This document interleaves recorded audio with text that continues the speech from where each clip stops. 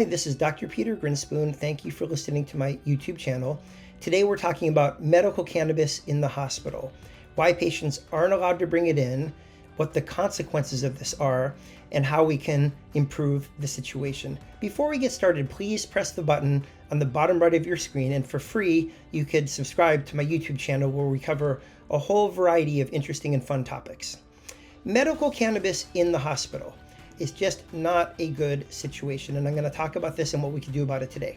To start, millions of Americans use medical cannabis. They use medical cannabis for a variety of ailments such as chronic pain, anxiety, insomnia, importantly, chemotherapy-induced nausea and vomiting, colitis, irritable bowel syndrome, Parkinson's disease, multiple sclerosis. It goes on and on and on, and people find it incredibly effective and useful. And millions of people find it more useful with fewer side effects than traditional pharmaceuticals.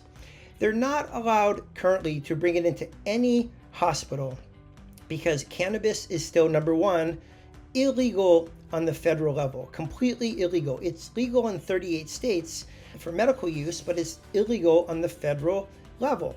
This is a bizarre conflict, which is a topic for another day. The other reason people aren't allowed to bring medical cannabis in the hospital is that cannabis is still scheduled Schedule 1 under the Controlled Substance Act, which means no medical utility and high abuse liability, neither of which is remotely true, and this is hopefully going to change soon. But anyways, from the perspective of the hospital, medical cannabis is an illegal drug that you're not allowed to use clinically. So what the hospitals are worried about is losing federal funding, that the US government will stop giving them federal funding if they break federal drug law. This, on the part of the hospitals, is a completely reasonable and legitimate fear, and that is why they ban the use of medical marijuana. Unfortunately, this puts patients in a very difficult bind.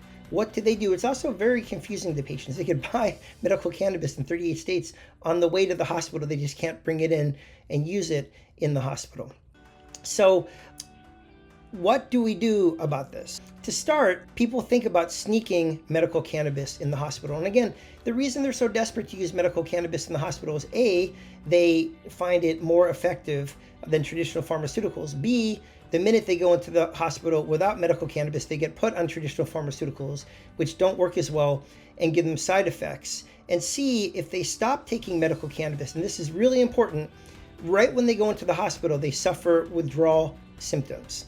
If someone uses cannabis heavily or moderately every day or most days, when they abruptly stop using medical cannabis, they can experience very severe withdrawal symptoms. These last for a week or two.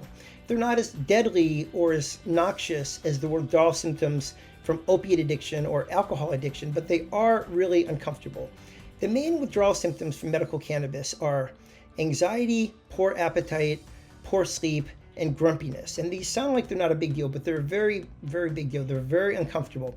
And they are particularly bad when you enter the hospital, because as for anybody who's ever been hospitalized, like I was for 10 days when I got hit by a car and had a broken leg, it's already very difficult to stay in a good mood, to eat the crappy hospital food, and to sleep through the night with all the noise and the beeping and the interruptions. So the last thing you need is to be withdrawing from cannabis and to have extra trouble eating, sleeping, and maintaining your mood, a positive, optimistic attitude.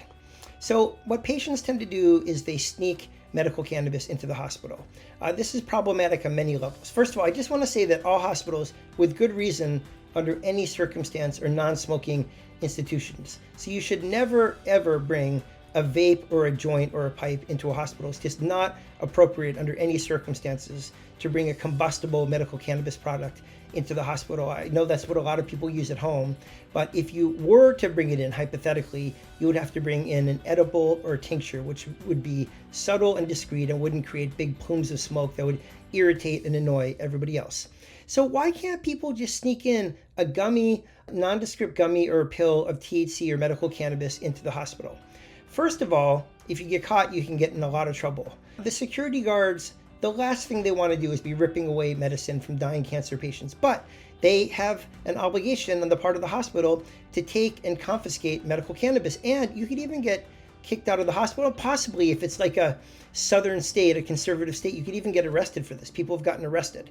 So that's problem number one with surreptitiously using medical cannabis. Number two is that it creates a huge disconnect between the doctor and the patient and can dangerously undermine the care treatment plan if the doctor doesn't know that you're taking medical cannabis. It's like a strong drug that you're taking that the doctor doesn't know about that can interact with your other medications. For example, if you're on anesthesia and they don't know you're taking medical cannabis, it can really negatively impact your anesthesia and make it much more complicated and even more dangerous for the anesthesiologist. If they knew about the medical cannabis and there were open doctor-patient relationship, it wouldn't be dangerous.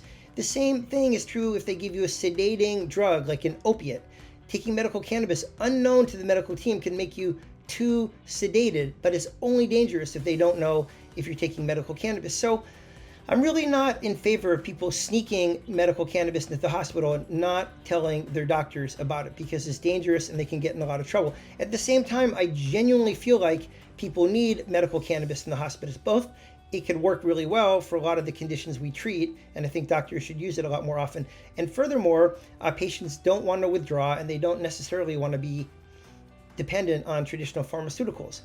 What is the solution to all of this? Well, look at what we do for people who smoke cigarettes. You're not allowed to smoke cigarettes in the hospital, and the withdrawal symptoms are awful from cigarettes, worse than the withdrawal symptoms from medical cannabis. You get severe craving, severe anxiety, insomnia, grumpiness. It's really lack of appetite, anxiety. It's really awful to withdraw from cigarettes. So what the hospital tends to do is offer people nicotine patches. It's not the same as smoking, but at least they have nicotine and they're not going through as severe withdrawal from the nicotine. Now, there are FDA-approved versions of THC, which is the main active ingredient in cannabis. Dronabinol, Marinol, we've been using these for 40 years. Ironically, as I mentioned before, cannabis is labeled as Schedule 1 in the Controlled Substance Act. There are FDA-approved medications that basically are marijuana, so that's completely nuts. But anyways, that's a topic for a different day. If people come in and they've been using medical cannabis, they should be allowed to say without judgment, fear, or punishment to the doctors, I'm a medical cannabis user. And what the hospitals can do without risking losing federal funding, without running afoul of the law, is to offer people these pharmaceutical versions of THC. Now again, this would be a pill. It's not the same as smoking. If you have nausea from chemotherapy and you're going to barf within seconds, you want to take a puff. You don't want to take a pill and throw it up. But it's better than nothing. If they were to offer, just like they offer nicotine patches to people who don't want to withdraw from tobacco, they could offer THC pills to patients, and then they wouldn't suffer from the anxiety, the insomnia, the lack of appetite from the cannabis withdrawal. Now, of course, the ultimate solution to all of this is to legalize cannabis, which in some polls, 93% of Americans are in favor of legalizing or establishing legal access to medical marijuana. There are very, very few people that are opposed to medical marijuana. And if they were to do this, and if they were to reschedule cannabis out of the most restrictive category in the Controlled Substance Act, we actually, in the news today, the Trump administration is talking about doing, I wouldn't be surprised if they do that in the next couple weeks, then it would be much easier for patients to use medical cannabis in the hospital. Again, nobody's going to be smoking anything in the hospital. But anyways, it's a sad situation that people can't use their medical cannabis in the hospital. It causes a lot of misery and suffering. It takes away a valuable tool that the doctors could be using in the hospital. And I think I've offered a solution which can help people. Just like nicotine patches aren't the same thing as smoking, THC pills wouldn't be the same as smoking or taking a full cannabis gummy, because cannabis is more complicated than just THC. Cannabis has 400 different molecules in it, which is why some types of cannabis do one thing and some types of cannabis have a different effect. But anyways, this is my discussion on the problems and potential solution of medical cannabis users and what they do in the current hospital environment. Thank you for listening to my YouTube channel.